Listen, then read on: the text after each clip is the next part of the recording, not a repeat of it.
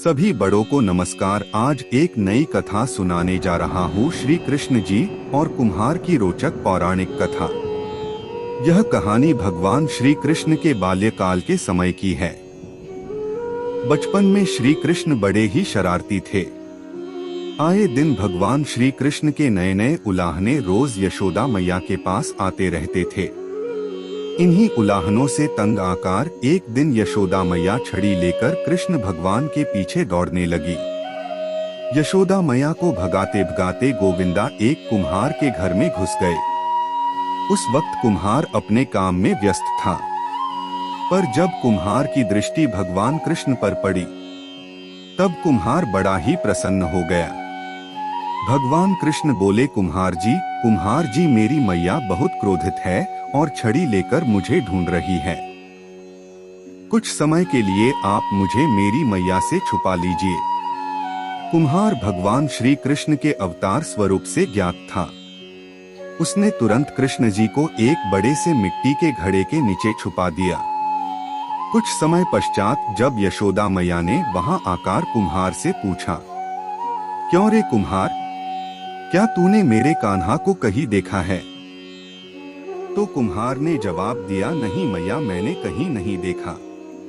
कुम्हार और यशोदा मैया के बीच हो रहा संवाद भगवान श्री कृष्ण गौर से सुन रहे थे। फिर जब माता यशोदा वहां से चली गई तब कान्हा बोले, कुम्हार जी मेरी माता यदि चली गई हो तो मुझे इस घड़े से बाहर निकालिए। कुम्हार बोला, भगवान ऐसे नहीं आपको निकालूंगा, पहले आपको मुझे वचन देना होगा कि आप मुझे 84 लाख यानियों के बंधन से मुक्त कर देंगे।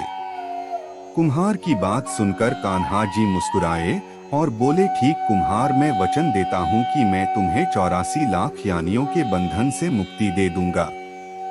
अब तो मुझे बाहर निकाल दो। कुम्हार बोला, मुझे अकेले को नहीं महाप्रभु, मेरे पूरे परिवार को भी आप 84 लाख यानियों के बंधन से मुक्त करने का वचन दीजिए, तो ही मैं आपको घड़े से बाहर निकालूंगा। इस पर कृष्ण बोले, ठीक है भैया, मैं उन्हें भी 84 लाख यानियों के बंधन से मुक्त करने का आपको वचन देता हूँ। अब तो बाहर निकाल दो मुझे। अब कुम्हार बोला, बस प्रभु जी, एक विनती और है, उसे पूरा करने का वचन देते हैं तो मैं आपको घड़े से बाहर निकाल दूंगा। कृष्ण बोले, अब वह भी बता दो।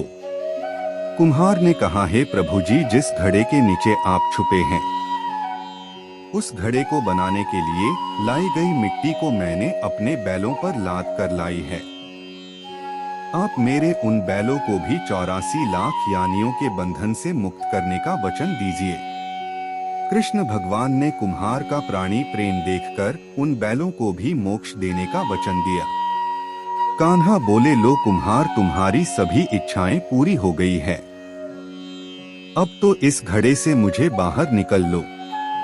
इस बार कुम्हार बोला, अभी नहीं भगवान, बस एक अंतिम इच्छा शेष रह गई है, और वह यह है कि जो भी जीव हम दोनों के बीच हुए इस संवाद को सुन रहा होगा उसे भी आप इस जन्म और मृत्यु के चक्र से मुक्त कर देंगे।